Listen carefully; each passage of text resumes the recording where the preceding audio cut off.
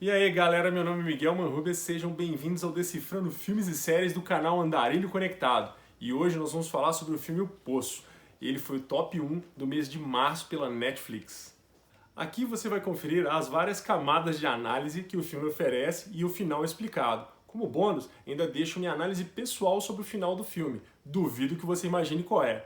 E se você é novo aqui, lembre-se de se inscrever e ring the bell. Ative o sininho para receber notificações.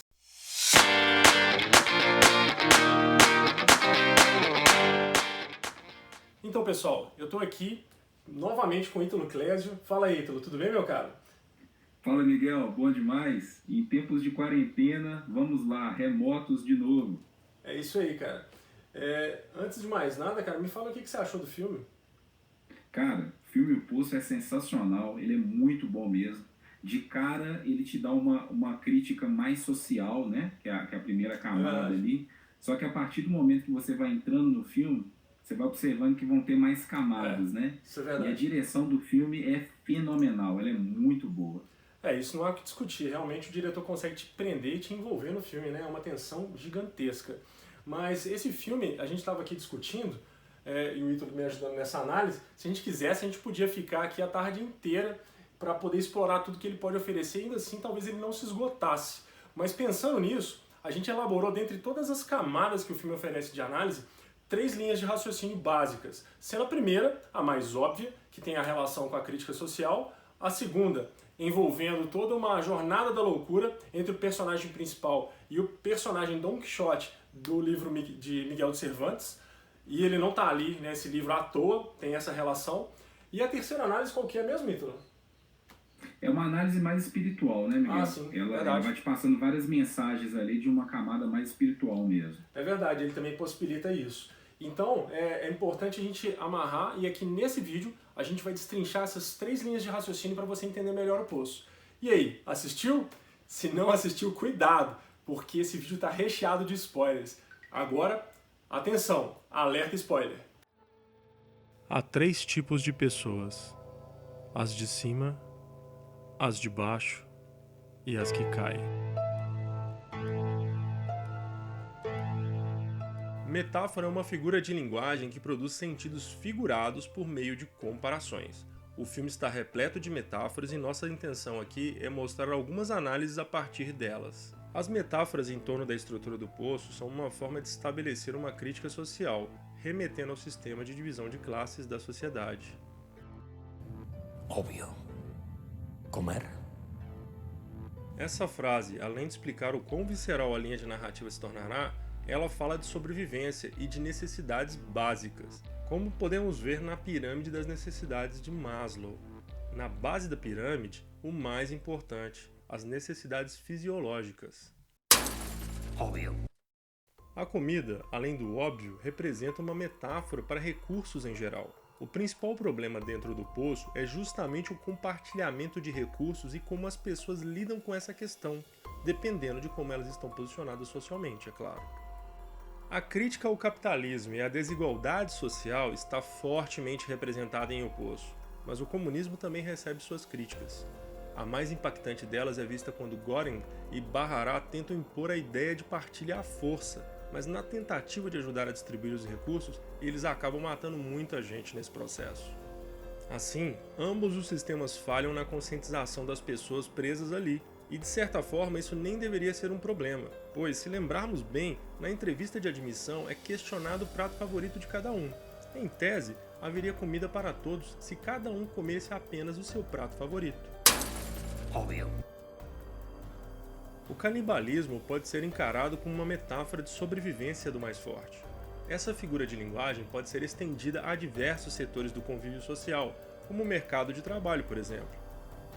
E como já dizia Thomas Hobbes, o homem é o lobo do homem, que significa que o homem é o maior inimigo do próprio homem. Essa frase se tornou célebre e ficou mais conhecida por fazer parte de sua obra em O Leviatã, publicada em 1651. Metalinguagem é um recurso em que a própria linguagem é utilizada como tema e conteúdo daquilo que será escrito. Ou, em outros termos, é quando algo está falando de si mesmo. Ao colocar o livro Dom Quixote de Miguel de Cervantes dentro da narrativa da história, é como se o autor quisesse deixar uma pista de como você pode desvendar essa enigmática história. Já vamos estabelecer as coincidências e relações entre o livro e o filme, mas antes, vamos falar um pouco do livro. Essa obra relata os feitos de um ingênuo fidalgo, cavaleiro medieval, o Dom Quixote. Junto dele estão seu cavalo Rocinante e seu fiel amigo e escudeiro, Sancho Panza. Na obra, Dom Quixote é um ávido leitor de romances de cavalaria e ele costuma criar o seu próprio mundo ao se lançar em diversas aventuras. Isso te lembra alguém?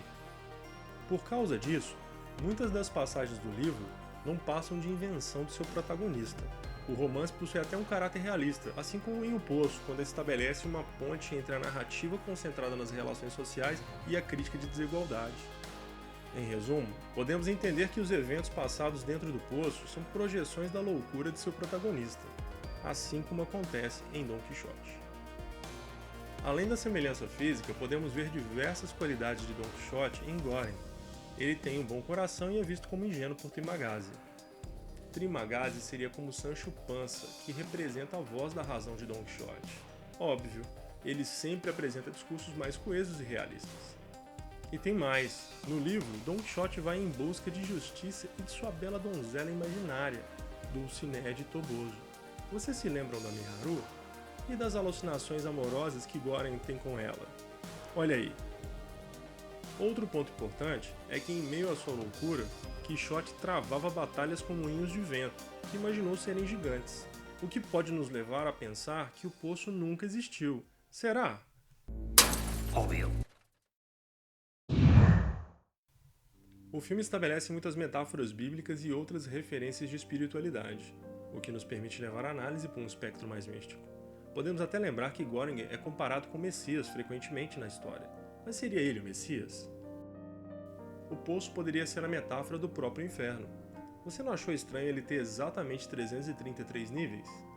Veja bem, se são 2 pessoas por nível, a gente teria nesse total de pessoas confinadas no poço 666 almas.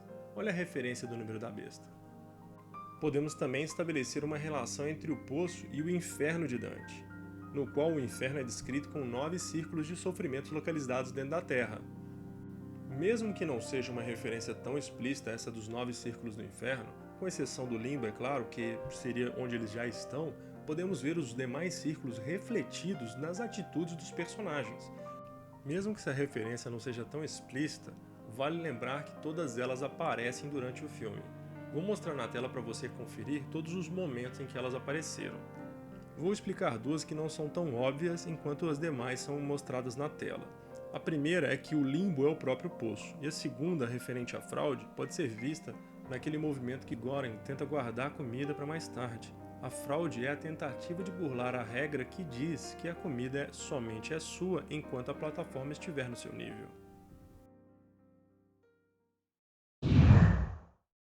Então, pessoal, agora que a gente já analisou o filme, dá pra gente chegar na parte mais polêmica dele, que é justamente o final.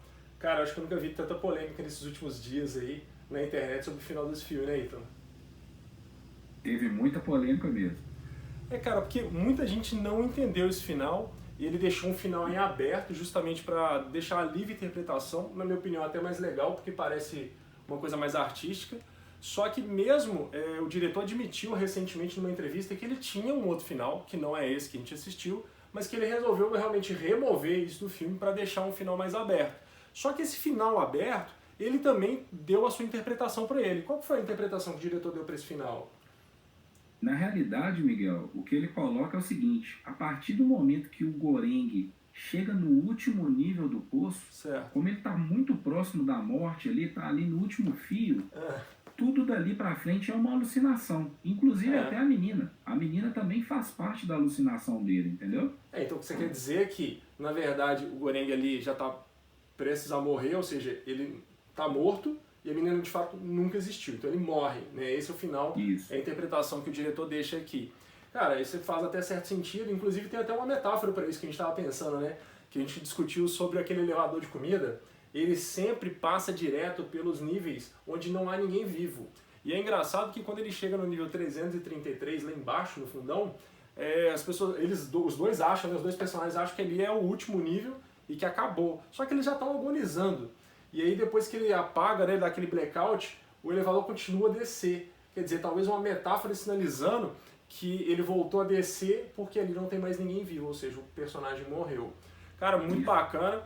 Esse e outros finais foram discutidos na internet, mas nós preparamos para vocês mais 3 versões de final de acordo com as nossas interpretações. Fique conosco, acompanhe e veja as outras 3 possibilidades que a gente vai elencar aqui para você agora.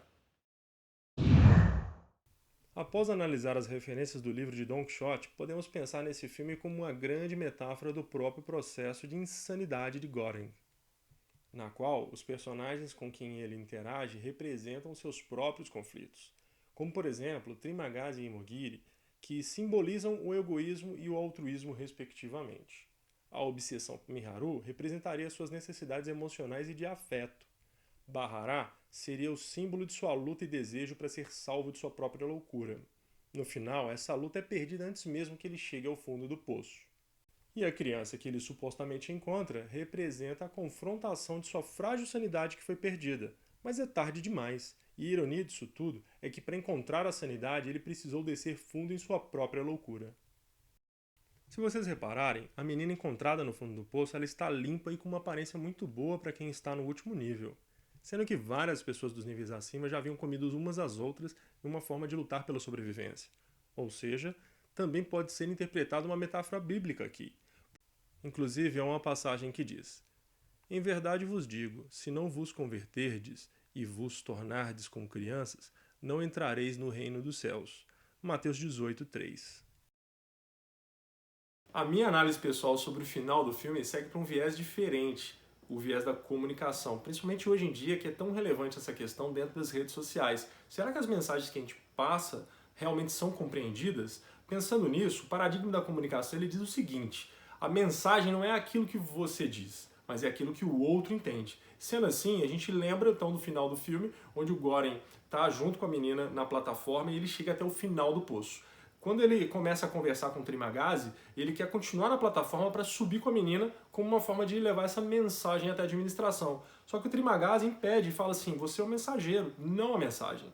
E aí está estabelecido o paradigma da comunicação. E se a gente fizer mais um link lá para o meio do filme, a gente vê uma cena totalmente isolada, onde a administração está toda reunida ali com os cozinheiros e o administrador aparece, ele está com a panacota na mão e questionando quem tinha deixado cair um fio de cabelo na panacota. Eu interpretei da seguinte maneira: essa panacota já voltou algumas vezes, ou alguma vez, para a administração, e pelo fato dela ter um fio de cabelo nela, a interpretação daquele gesto foi completamente diferente. O que a gente queria transmitir? Solidariedade, união. E o que foi entendido? Outra coisa, uma panacota apenas arruinada. Sendo assim, a mensagem que o filme te dá, ou seja, a forma que ele tenta estabelecer essa figura de linguagem com você, aí pensando realmente na metalinguagem mesmo do filme, é a seguinte: o filme te conta uma história, mas provavelmente você vai entender outra coisa.